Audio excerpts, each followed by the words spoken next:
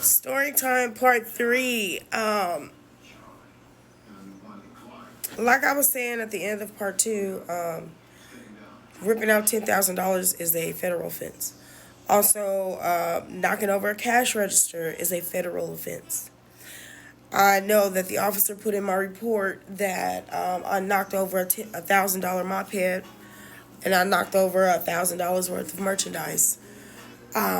If it wasn't for the owner coming in and his report saying $30 worth of lottery tickets, nothing about a cash register, nothing about a mop bucket being $1,000, nothing about the phone that I knocked out of someone's hand, and it was like $250 worth of merchandise.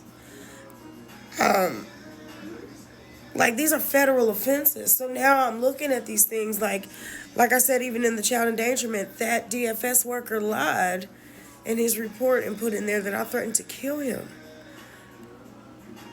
There was 2 police officers who came to my door with him. It's not in the police report, and they didn't turn that camera over either. That's a federal agent. I believe that I would be going to the feds if I threatened to harm this man, to unalive him. That's facts. So with that being said, I'm.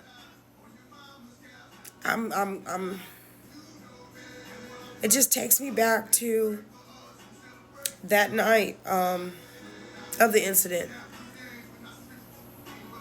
I literally was telling people that this happened to me, and no one believed my story. No one could believe that these officers did these horrible things to me, but I couldn't talk. But of course, they thought, of course, she relapsed. Of course, it's OD. Of course, it was because of drugs. She's like this. Of course, this and that and the other, but they're not looking at the simple fact of what I went through that night.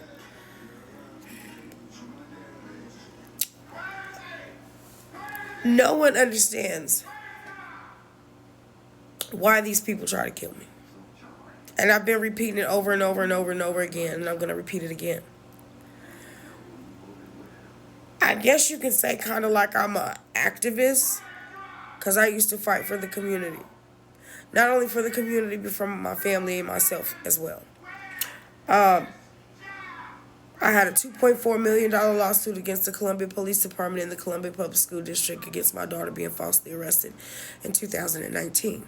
Finally got settled in 2022 or 23.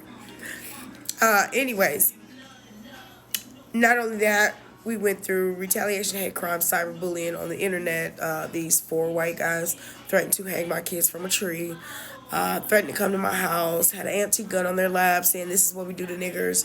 I made a police report. I got that. I'm about to, all this evidence that I'm saying now, I'm about to post it.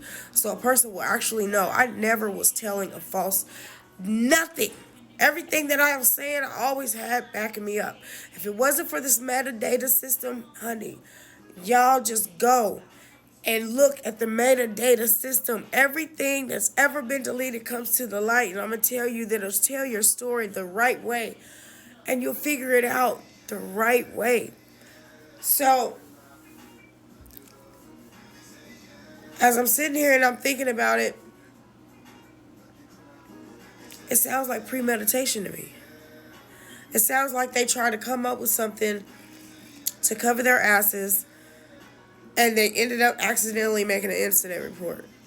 I just don't understand who's the incident report for, because the officer's name is not in there who I mysteriously, allegedly kicked in the face.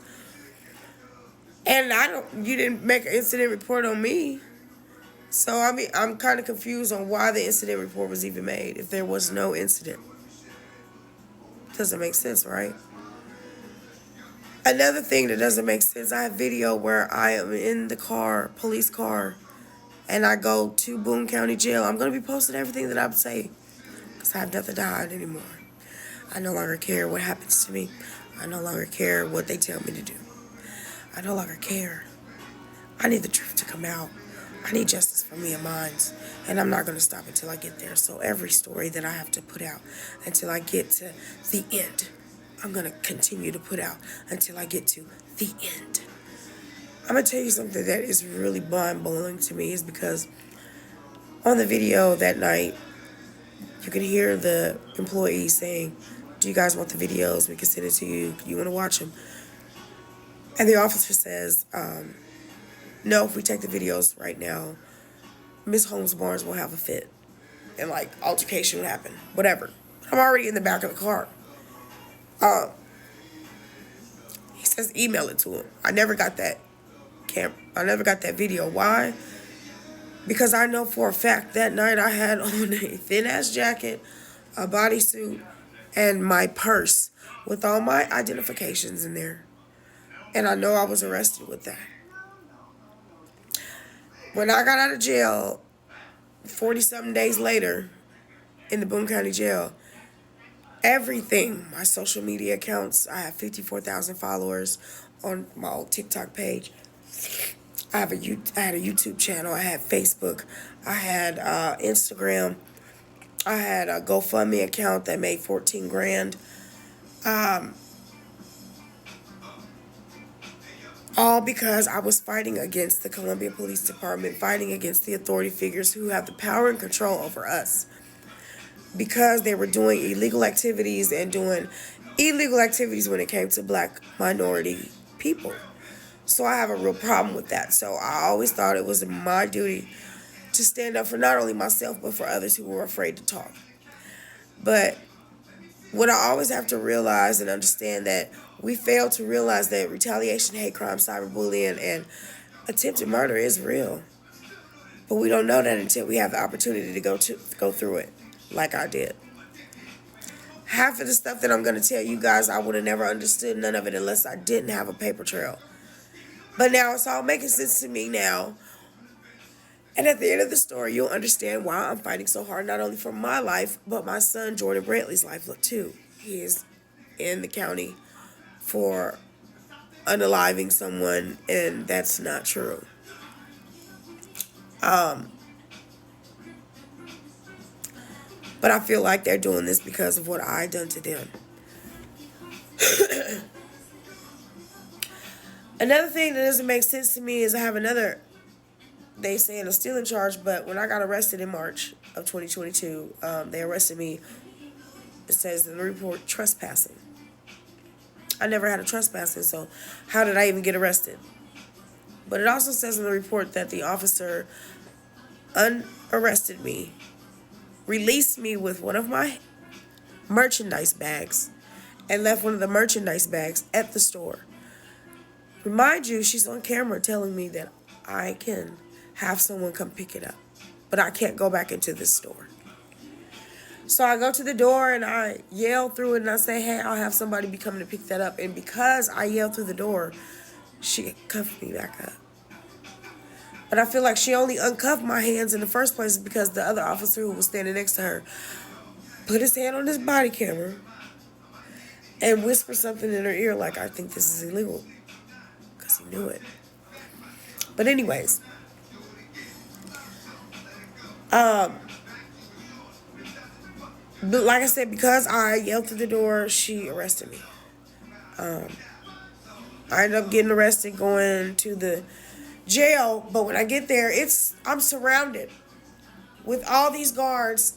The mental doctor is sitting in there, and all of them got gloves on. Now, I'm scared to death because just in January, they just beat the out of me. I couldn't talk already. I'm scared for my life, so I say I'm fearful for my life. These people try to kill me. And the mental doctor, bald-headed man, says, send it to the psych ward. So I go to the psych ward. I got a video. I'm going to the psych ward. The officer is saying, I don't know why they wanted her to come to the psych ward. There's nothing wrong with her. But she keeps saying that the officers tried to unalive her, so she was afraid for her life. So I get admitted, but I'm looking at my paperwork, and none of the stores, they all say they don't want to press charges. Even on the phone, she's on the phone with them. They say they don't want to press charges. But Route 21, the store where my stuff was left at, they are permanently closed everywhere as of March 31st, 2024. Stay tuned if you want to see part 4.